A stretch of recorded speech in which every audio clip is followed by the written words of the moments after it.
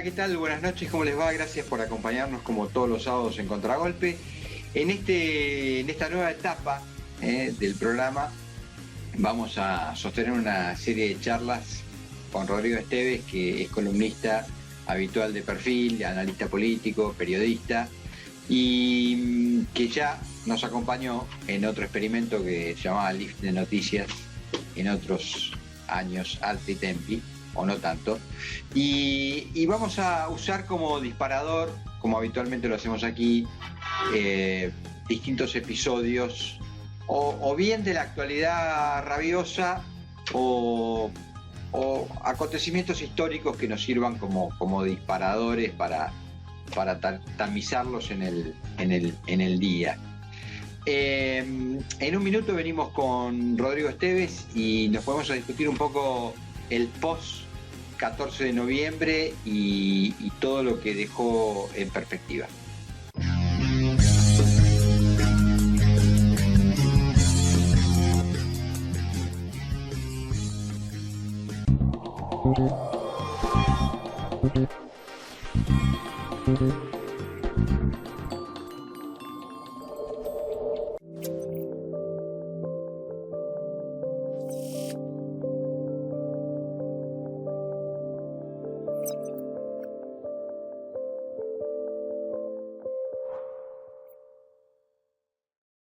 En San Juan, con grandes oasis productivos, potenciamos la agroindustria vitivinícola y olivícola.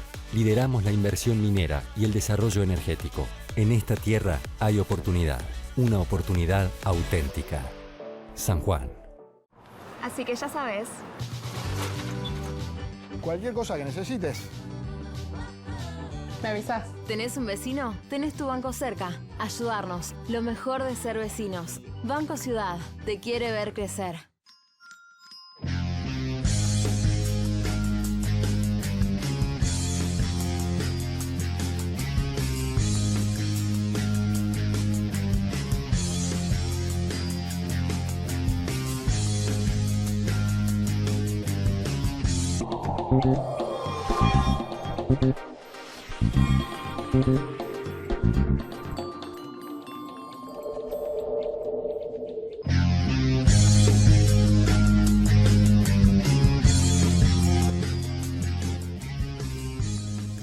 Hola Rodrigo, ¿qué tal? ¿Cómo estás? Un gusto poder saludarte.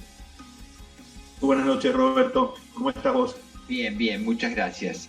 Bueno, como decía en el introito, vos sabés que por aquí han desfilado, sobre todo en este año y a consecuencia de la pandemia vía remota, distintos analistas políticos o sociólogos o cientistas de la política que bueno, tanto afuera como adentro de la Argentina, le fuimos pasando revista a este año que va terminando tan particular, tan complejo. Pero en este caso quería poner arriba de la mesa el post 14 de noviembre, porque me parece que es muy rico en tanto nos permita echar un poco de luz sobre las contradicciones, ¿no? Y las contradicciones, en esencia, me parece que pasan por esa cuestión rara que los que perdieron la elección ese domingo a la noche, que es el bloque gobernante, el frente gobernante, estaban con caras de contentos, y los que ganaron la elección, que es el bloque de centro-derecha, estaban con cara de amargados. Cuando el triunfo, si lo pones, digamos, en números duros, es muy contundente. Si son 8 puntos nacionales, es 1 punto en la provincia de Buenos Aires, es un crecimiento en el Senado que hace que el peronismo no tenga la mayoría que históricamente ostentó. Pero como te decía, los números duros, tal vez, o seguramente, esto lo agrego para que lo discutamos, el bloque, digamos, opositor, empujado por el conjunto de medios que habitualmente lo respalda, puso tan alta la vara. Recordemos, por ejemplo, que la cabeza de lista en la capital de Cambiemos, María Eugenia Vidal, pedía la presidencia de la Cámara de Diputados. El expresidente Macri, el día de la elección, en conferencia de prensa cuando sale de votar, habla de una transición. Y en Pasillo, en Radio Pasillo, no nos engañemos, bueno, se hablaba de la suerte de este gobierno, ¿no? O sea, continuará, los más audaces hablaban de una suerte de asamblea legislativa, y también, digámoslo, un columnista de Clarín escribió 4 o 5 días antes de la elección que Schiaretti debía prepararse ante una eventual liga de gobernadores que tenga que hacerse cargo del Poder Ejecutivo. Es decir, esa era la circunstancia que acompañó a la previa electoral. Y bueno, como esos resultados no se dieron, ¿cuáles hubieran sido esos resultados? Que, por ejemplo, en la provincia de Buenos Aires, el bloque opositor, en vez de 4 puntos como sacó en las PASO de septiembre, hubiera sacado 8 o 7, que la Reta hubiera superado los 50 puntos en la capital, bueno, y alguna otra catástrofe más, digamos. Eso no pasó, y entonces, bueno, los que perdieron pareciera que habían ganado. ¿Cuál es tu primera mirada sobre esa circunstancia? Roberto, hay dos planos. Uno, el del anclaje histórico, que a vos siempre te gusta que revisite, y tiene que ver con que este proceso político, que es el peronismo en esta etapa del cristinismo, del kirchnerismo, no se enfrenta a su primer derrota parlamentaria.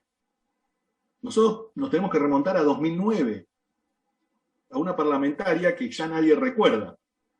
Sin embargo, en 2009, con Néstor Carlos Kirchner en vida aún, con Daniel Scioli como segundo en la lista de diputados nacionales de la provincia de Buenos Aires, con Nacha Guevara tercera, esto creo que tal vez vos y yo somos los únicos dos que nos acordamos de Nacha Guevara iba tercera en esa boleta, y con Sergio Tomás Massa cuarto, perdieron en la provincia de Buenos Aires una elección parlamentaria, que ya nadie recuerda, con Francisco de Narváez enfrente, en una entente donde acordó con quien era el gobernador, que hasta hace escasos días fue canciller de este gobierno, Felipe Solá, y acordó con quien era presidente de la República hasta el anterior mandato, Mauricio Macri. Otro hecho que nadie recuerda, en esa lista estaba, por caso, Pinky, por ejemplo, junto a Francisco de Narváez. Bueno, todo este escenario del 2009, ¿por qué volvemos al 2009? Porque en el 2009, este proceso político, que ya lleva del 2003 a la fecha, próximo a cumplir 20 años, perdió. Y perdió también en el 2013. Y perdió también en el 2017. Tal vez lo único que recuerde en general la gente es que el 2017 hubo derrota, y mucha gente diga, bueno, fue una parlamentaria donde no debemos olvidar que gobernaba el macrismo, estaba en su mejor cuarto de hora, era el gran momento de Mauricio se la sabes toda, Marcos dibuja un gran futuro, y Durán Barba reina en la Argentina y el mundo entero. Bueno, ese mundo del 2017, minimizado muchas veces por la marcha del gobierno, había sido en 2 oportunidades previas también un mundo real dentro del peronismo. Es decir, en el 2009 y el 2013 ya perdieron, vuelven a perder en esta parlamentaria, tal vez en esta parlamentaria con este excelente análisis que aportás vos, con esta singularidad, y que además lograron en esta sofisticación montarlo como un empate técnico o como un triunfo. Empate técnico, algo por el estilo, dijo la vocera presidencial, la flamante vocera presidencial. Lo que digo es que el peronismo no le pesa perder parlamentarias. Al peronismo las parlamentarias no le pesan, no son su turno electoral. Y además un hecho que me parece que es para analizar, que es, y acá viene el crédito a la otra coalición política, es el uso de la PASO. La otra coalición política presentó figuras nuevas a través de la PASO e irrumpió en escenarios que se creían medianamente resueltos, como podía ser la provincia de Buenos Aires, con nuevas figuras políticas. Esta es la diferencia que tuvo la utilización de la herramienta. La PASO es una ley que el kirchnerismo no puede decir que no conoce, porque el kirchnerismo la impulsó. Es decir, ha sido una ley impulsada en este proceso político y en estos años. Sin embargo, no la utilizó, y este es el problema que tuvo. Cuando vos no la utilizás, la gente te devuelve una foto que termina siendo una cachetada, porque en la provincia de Buenos Aires toda la escena política quedó reducida a la interna entre Santil y Manes, que no era más que una interna, pero sin embargo generó una situación tal en la cual Manes perdió, pero sin embargo siguió siendo figura política en ese espacio. O, por ejemplo, el hecho medular de lo que sucedió en Santa Fe, una derrota durísima para Perotti, la caída de un ministro del Gabinete Nacional, porque además Perotti tuvo que ir a un paso donde le gana a quien fuera ministro de Defensa, en el medio un paso gigante de Juntos por el Cambio que arrastra un sector del radicalismo y se lo lleva del Frente Progresista, y la irrupción de una figura también de los medios, como el caso de Carolina Lozada, que hoy es senadora electa. Un dato por caso, el radicalismo jamás del 83 a la fecha tuvo 2 senadores nacionales por la provincia de Santa Fe. Es la primera vez, reitero, del 83 a la fecha,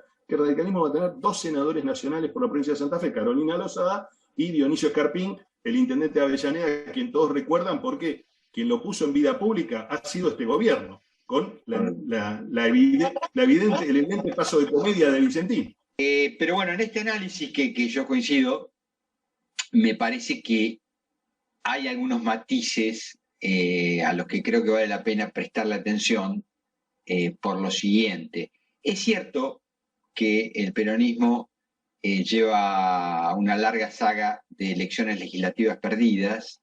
Yo hablo del peronismo porque parece que es el peronismo, ¿viste? Ya ahí coincido con Cristina en esto de nos dicen kirchnerita para bajarnos el precio, que decía Néstor que le decía a Cristina, ¿no?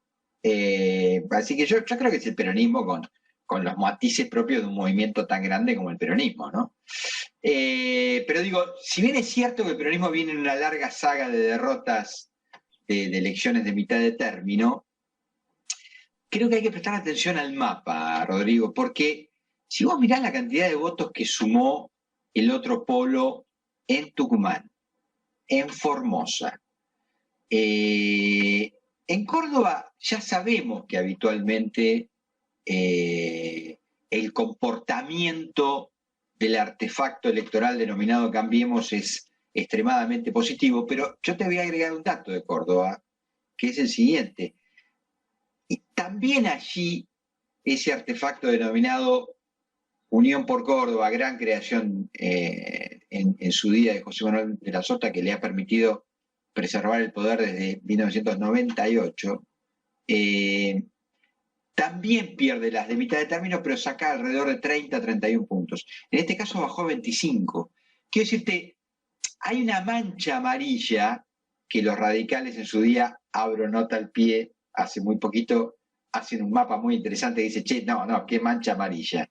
Miremos el mapa y las candidaturas son radicales, dicen, ¿no? Con todo gusto, porque ese es otro matiz que deberíamos también abrir. El radicalismo está levantando la mano y está diciendo, che, ya no soy más acompañante, viste, segunda o tercera guitarra, ahora me siento en la mesa grande, ¿no? Quiero decir, creo que hay un cambio sociológico profundo en la sociedad, o bastante profundo, en esto que se denominan valores, ¿no? Que después podemos discutir mucho acerca de esos valores, o por lo menos quién dice encarnar esos valores. Pero digo, esa Argentina de la meritocracia, que yo creo que concatena muy bien, sobre todo con la Argentina interior. Esto es un dato que me parece que hemos ido perdiendo relevancia, ha perdido fuerza, pero si vos te vas al interior de la Argentina, esta idea de mi hijo el doctor, la idea del profesional, del pequeño emprendedor, frente a la avalancha del peso del Estado en la economía cotidiana de la gente por el derrumbe económico de la Argentina, se ha restablecido con fuerza. Y yo creo que eso, que Cambiemos lo pone arriba de la mesa, y vuelvo otra vez a decir, después podemos discutir si tienen la autoridad moral o no para ponerlo arriba de la mesa, pero que lo ponen arriba de la mesa, ha hecho que en muchos distritos haya avanzado mucho ese bloque opositor y esté cambiando la configuración del mapa político. Le reste peso a las estructuras tradicionales y empiece a jugarse otro partido. Sí, es interesante y ahí suscribo lo del tema de poner en discusión nuevamente esa matriz cultural de la movilidad social ascendente, del sueño de mi hijo el doctor, que vos bien decías, de Florencio Sánchez, del principio del otro siglo, pero que en definitiva sigue tan o más vigente en el sueño y el ansia de un sector de la población que claramente sigue creyendo en ese relato posible de las cosas pasan porque yo me las procuro. Y este debate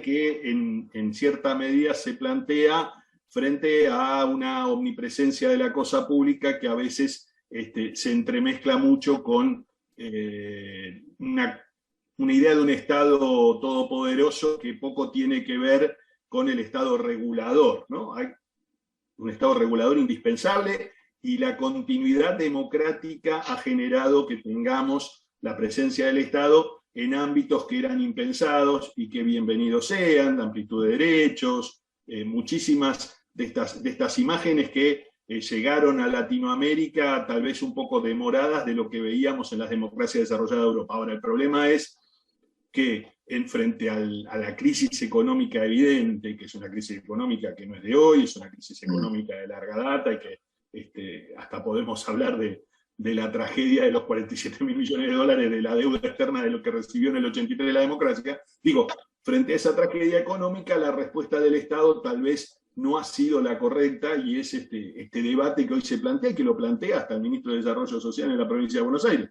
¿Cómo hacemos para revisitar la escena de los planes y que los planes se transformen en fuentes de laburo genuinas? Porque acá el debate medular es no es cortar el diálogo social con las organizaciones piqueteras o las organizaciones sociales que nuclean a estos sectores más postergados, pero sí empezar a revisitar esos diálogos de modo tal que no todo se mueva en torno a cuánto asignamos de dinero, sino en cuánto ponemos a funcionar una máquina de la obra pública, de la gestión, de la enseñanza de labores, de algún tipo de respuesta que empiece a cambiar este mapeo social, sobre todo en los cordones de los grandes centros urbanos que están detonados por los índices de pobreza que, como bien decías en el arranque, todo se revisita con la pandemia, la COVID nos ha devorado, ¿no?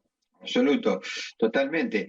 Pero si querés te propongo para lo que queda de esta conversación 2 escenarios en cada bloque, digamos, en el bloque gobernante y en el opositor, en tanto perspectiva que se disparan, para que por lo menos le peguemos una pequeña revisada. Por el lado del peronismo y el frente gobernante, yo la principal encrucijada que encuentro es que están viviendo ese momento gramsciano donde lo viejo no muere y lo nuevo no termina de nacer, ¿no? Es decir, parece ser que para que eso pase tiene que haber una catástrofe como la que se preveía tal vez aconteciera la noche del 14 y que anteriormente describimos no pasó. Entonces vos tenés un poder menguante en cabeza de la ex presidenta y actual vicepresidenta, a mi juicio un liderazgo menguante, hasta te diría por propia naturaleza biológica, te diría yo,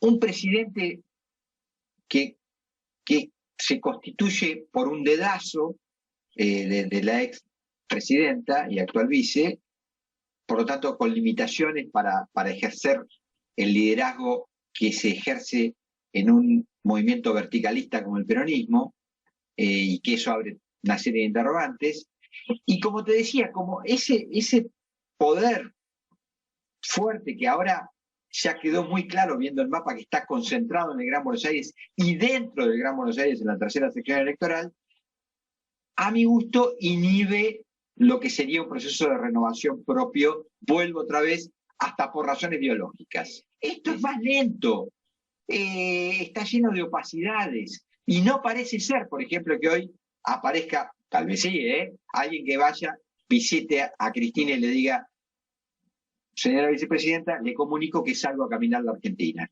Y si no, salgo a caminar la Argentina. Y no parece ser que tampoco esa misma figura le diga al presidente Fernández: quiero avisarte que en el contexto de tu discurso del domingo, que vas a promover elecciones abiertas y paso para todas las candidaturas, yo soy uno y salgo a caminar. Ahora, volviendo a la vicepresidenta, hay un dato objetivo. Ella, cada vez que alguien le comunicó o públicamente o en privado que iba a ir por una pelea, bajó el pulgar.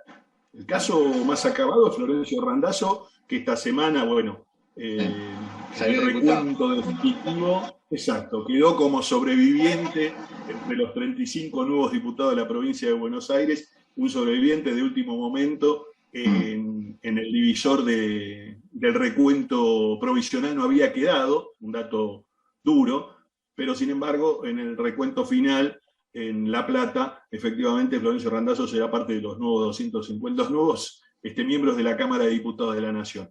¿Y por qué digo esto? Porque en este turno electoral también tuviste, justamente estábamos visitando ese distrito hace minutos en la charla. Santa Fe, Rossi quiso ser candidato y a Cristina no le tembló el pulso para ir a acordar con Omar Perotti, a quien cualquiera de los que nos está mirando hoy saben bien. Nunca lo consideró un amigo ni un compañero de ruta, por el contrario. Siempre fue uno de los hombres que, parado en la vereda de enfrente, en ese peronismo refractario, que por ahí vos bien también revisitás cuando hablas del Hacemos por Córdoba y lo que significó el del azotismo, digo, Perotti en definitiva, esa cuenca que tenemos ahí en el medio de las provincias productivas, donde también están las provincias cuyanas, y está Mendoza y Santa Fe, está Mendoza, digo, sí, por supuesto, está Santa Fe y Córdoba también. Lo que digo es un peronismo que siempre ha sido muy reactivo a la construcción del peronismo bonaerense, o de esto que vos bien denominás como la tercera sección electoral, que es el conurbano en la zona sur, que tiene como nervio medular y una larga tradición de presencia política sobre los distritos. Hablaba del 83, Herminio Iglesias era de Avellaneda, hombre de la tercera. Hemos tenido a Eduardo Duhalde como presidente, alguno dirá, bueno, pero nadie lo votó. Bueno, había perdido en el 99 y en el 2001, en el 2002 asumió una brasa caliente, es decir, nadie le pudo negar, y además fue el hombre que pergeñó la candidatura de Néstor Carlos Kirchner cuando probablemente no hubiera kirchnerismo sin dualdismo, ¿no? Pero bueno. Sin lugar a dudas, porque ese triunfo de no mediar la tercerita, como se la solía llamar en el peronismo hace muchos años, de no mediar la tercerita, ese peronismo de Néstor Kirchner no le alcanzaba para ganar. Recordemos que... Quisiera ir cerrando esta conversación con un breve repaso al otro bloque, al bloque opositor, con esta característica, me parece, y de paso, en esta reflexión ya dejo abierto el camino para lo que va a ser la conversación nuestra la semana que viene. Larreta, yo creo que las caras largas en el larretismo eran porque ellos necesitaban estos dos datos que dijimos al comienzo. Un mejor número todavía de Santilli y un número más contundente en la capital federal. Esta es mi lectura, ¿no? ¿Por qué? Porque si eso se daba, me parece que dejaba la interna del mundo cambiemita prácticamente liquidada, a mi gusto. Hoy no. Hoy está Bullrich que dice que va... Escúchame, acá estoy yo, Morales ni hablar en Jujuy, Manes creo que se va a notar. Es decir, ya hay muchos candidatos sentados a esa mesa y todo indicaría que el proceso de internas va a ser inevitable ahí adentro. Y yo siempre digo que las internas, viste, las carga el diablo. Después no sé, sí, arrancamos, pero viste, fija, y si no, preguntale a Cafiero por Menem, ¿no? Por decir algo. Pero, digo, ¿cuál es, a mi juicio, entre comillas, el peligro de ese proceso? Porque lo estoy viendo que se da en otros países del mundo, y a mi gusto con preocupación, y ahí quiero tu mirada, por lo menos breve, y después sí lo desarrollamos fuerte la semana que viene, que es este fenómeno donde lo que sería la extrema derecha, a mi gusto, empuja a la derecha y corre a lo que sería un fenómeno de centro derecha, o incluso hasta si querés, en términos europeos, social cristianos, si querés, hacia la derecha más dura. Digo, en un centrista como Larreta, ¿cómo va a jugar todo esto, no? Es muy complejo porque Horacio Rodríguez Larreta es un hombre marcado por la gestión pública. Es decir, Horacio Rodríguez Larreta es un hombre que arranca a mediados de los 90 en la gestión pública y que nunca dejó de gestionar. Este es el dato central. Es decir, acá se está estructurando un discurso desde la órbita privada, si se quiere, donde Milei hoy parece el frontman, pero digo, podría cambiar el escenario en cualquier momento y ser otro el frontman. Hablabas de Esper, muy sobregirados me parece ambos por la centralidad que tienen tanto la ciudad de Buenos Aires como en la provincia de Buenos Aires. Buen punto. Debemos decir que esto es una nación de 24 distritos y los restantes 22 no tienen representación alguna. Esto también vale decirlo, me parece que es medular. No obstante, es innegable que pasó por ventanilla. ¿Y por qué pasó por ventanilla? Bueno, yo creo que también las PASO son un regalo envenenado, así como fueron muy productivas para la foto de ese primer turno electoral para Juntos por el Cambio, después resultaron un regalo envenenado, porque el sobregiro de votos que, por ejemplo, en la ciudad de Buenos Aires tuvo Ricardo Hipólito López Murphy, claramente María Eugenia Vidal no pudo sostenerlo. No es que los votos desaparecieron, sino que hubo un crecimiento, un incremento de Javier Milei. Tradicionalmente, el espacio de esta coalición del radicalismo, el PRO y la coalición cívica, suele pasar por ventanilla en los segundos turnos electorales porque sabe que su votante es un votante menos intenso. La tradición, y esto vos lo conoces muy bien, de toda la tarea de sondeos, la tradición es que el peronismo tiene un votante intenso que va a votar hasta la elección de la sociedad de fomento de su barrio. Y que el votante cambiamita, coalicional, de Juntos por el Cambio, ese tipo de espacios, si no le dan una paso seductora, la verdad que va en el segundo turno electoral porque entiende que en esa elección es donde se juega la baraja. Lo cual es una lectura que se entiende. La realidad es que en esta oportunidad lo que pasó fue que, tal cual decís vos, en la ciudad se esperó más, me parece que ahí hubo un sobregiro, tiene que ver con esto que decías en el arranque muy lúcidamente.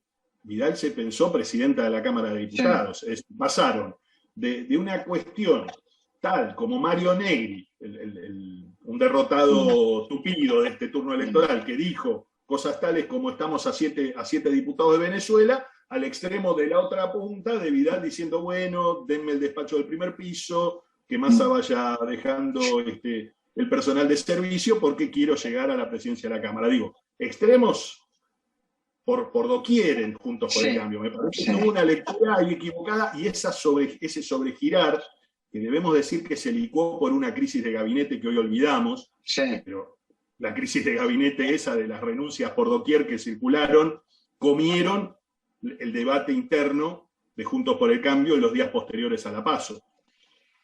Rodrigo, nos quedamos sin tiempo, simplemente te digo esto y abrimos el capítulo que viene. Vale. Si tomás el mapa nacional, estas fuerzas que yo juzgo de extrema derecha son tal vez periféricas, ahora son muy potentes en la creación de sentido. Pero lo discutimos la semana que viene, si te parece. Chau, nos encontramos el sábado que viene en Contragolpe.